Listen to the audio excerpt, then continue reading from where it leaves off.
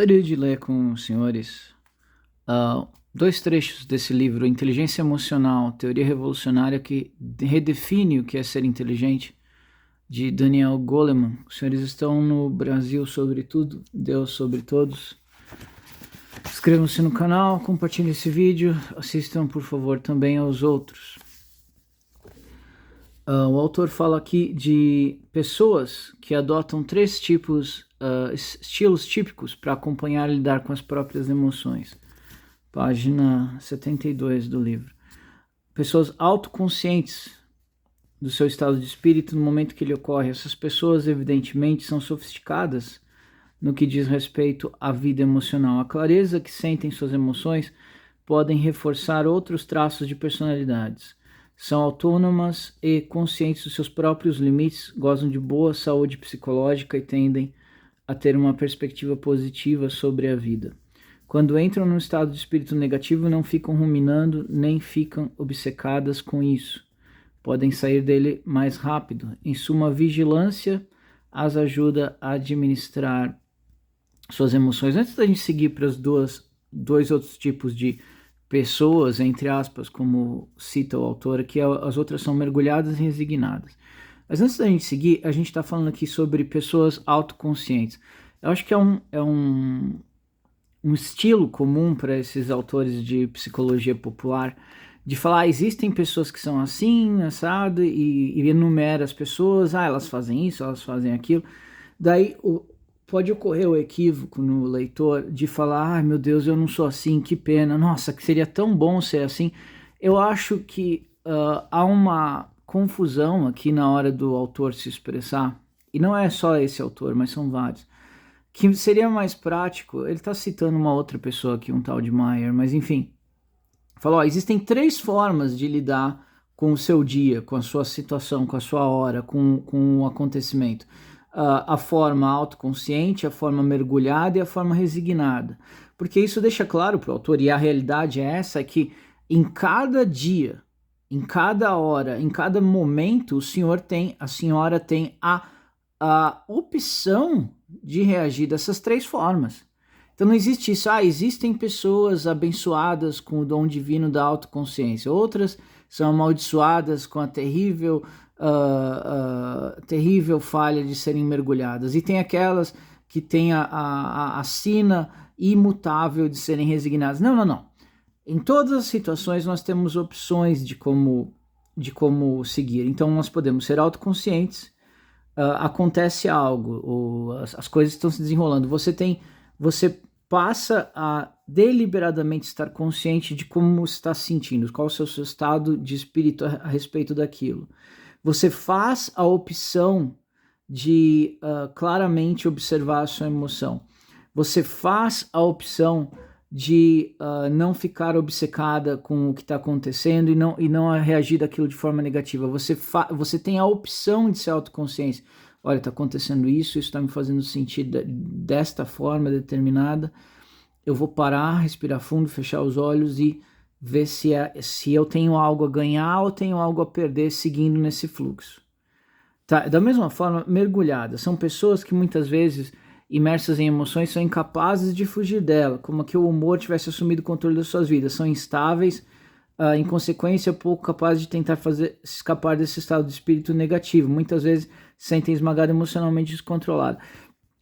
Lendo isso, eu penso em dois, obviamente, dezenas e dezenas de momentos que eu agi de forma mergulhada, que deixei a emoção extravasar e começou a arrumar um monte de problema. Por exemplo, quando você tá às vezes no trabalho, você perde a paciência e começa a discutir em voz alta com alguém e tal. Ou quando você, num relacionamento, tal, você acaba perdendo a paciência e explode e tal. Às vezes você perdeu a paciência com outra coisa e explodiu com aquela. Então, não é que existe, são pessoas mergulhadas ou autoconscientes. Não. Em todos os momentos nós podemos lembrar de ser autoconsciente ou se deixar levar e sermos mergulhados no turbilhão de emoções. Então é uma escolha e não um destino. Resignadas são pessoas que, embora vejam com clareza o que estão fazendo, também tendem a aceitar seu estado de espírito e, portanto, não tentam mudá-los. parece haver dois ramos do tipo resignado, pessoas que estão geralmente de bom humor e por isso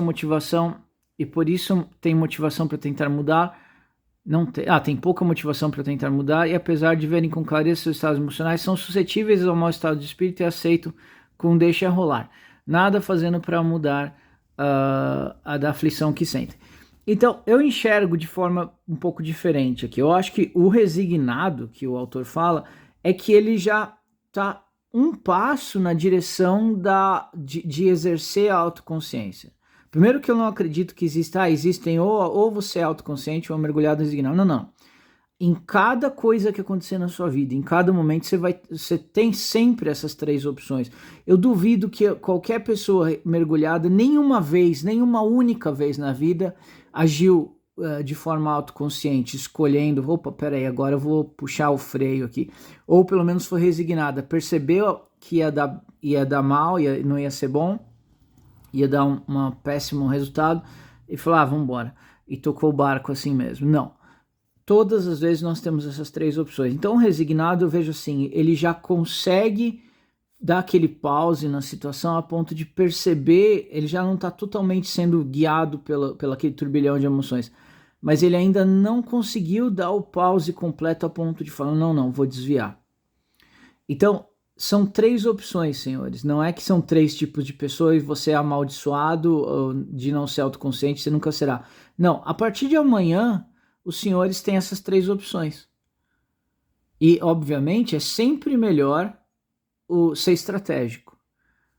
Se perceber o que você está sentindo, principalmente quando algo te deixa extremamente frustrado, e às vezes com justiça, você tem razão de estar frustrado. Às vezes as coisas...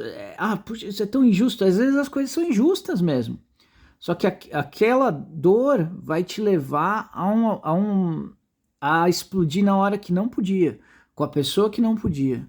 Então, a partir de hoje, sempre tentar dar aquele pause e vir até aqui. Então, dar o pause aqui e tentar vir até aqui.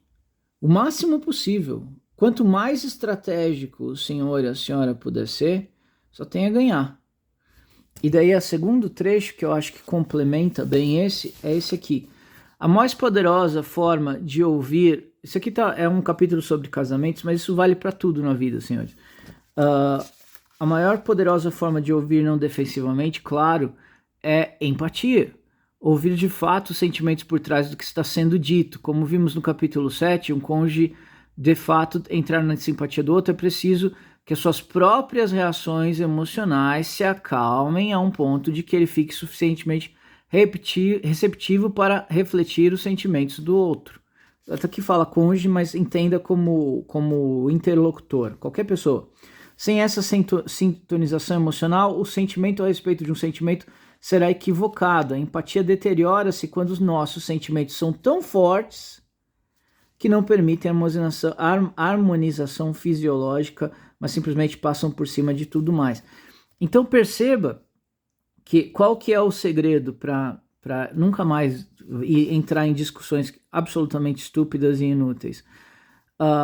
É que ele fala, antes da gente seguir, o espelho, um método bem tradicional de falar é o espelhamento. Dizem que o pai desse método é esse tal de Ren Gino, avô dos programas, que fala o seguinte, recomenda que a melhor forma de uma queixa é XYZ. Quando você fez X, a pessoa falando pro outro interlocutor, me fez sentir Y.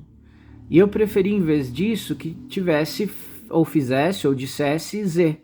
XYZ. Quando você fez X, eu senti Y e eu teria preferido Z. XYZ. Por exemplo, quando você não me ligou para dizer que ia chegar atrasado o nosso compromisso, eu me senti zangada. É um exemplo aqui. Porque é chamado de comunicação aberta. Qual que é a grande diferença? A grande maioria dos relacionamentos, conversas, interações, ela é cheia de agressividade passiva. A pessoa é passiva-agressiva, ela é irônica, sarcástica. Tem gente que só consegue se comunicar de forma sarcástica, não consegue falar de forma genuína. Então, se alguém falar, eu queria que você fizesse tal coisa, ou reclama alguma coisa, e a pessoa fala, poxa, eu estou fazendo tudo que posso. Então, se ela podia falar, olha, eu estou no meu limite, o que eu podia fazer, eu já estou fazendo. Mas a pessoa que não tem esse contato consigo própria para comunicar abertamente, ela seria irônica, falar, mas só isso você não quer mais? Eu posso fazer muito mais. E daí a outra vai ficando confusa, porque se você vai só de sarcasmo em sarcasmo, tem uma hora que inevitavelmente as pessoas não vão entender mais se está sendo sarcástico ou não. E o sarcasmo, ele é algo que machuca a sua mente, porque o seu cérebro já não sabe mais como se comunicar de forma genuína, porque o sarcasmo, ele é viciante. Então, daí fala aqui então sobre usar a empatia. E para usar a empatia, você tentar entender o que o outro está sentindo. Se ele disser alguma coisa que absolutamente é agressiva, você primeiro tem que ter aquilo que a gente falou, a autoconsciência de conseguir pausar aquela situação para não explodir, porque senão você vai naquele turbilhão de emoções do mergulhado no turbilhão de emoções. Então, pausar, não explodir, não mergulhar no turbilhão de emoções, pausar a situação. E aí sim, você pode se utilizar da autoconsciência para fazer a empatia. Que daí sim você tem uma comunicação de sucesso. Isso aqui o autor ele acha que só vale para casamento, mas vale para qualquer coisa, principalmente para quem trabalha interagindo com o público.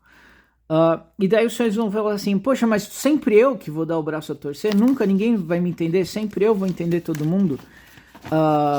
Se o senhor sempre buscar, se a senhora sempre buscar entender todo mundo, o poder mental, o poder emocional que você vai atingir vai te fazer praticamente um Deus com D minúsculo entre formigas.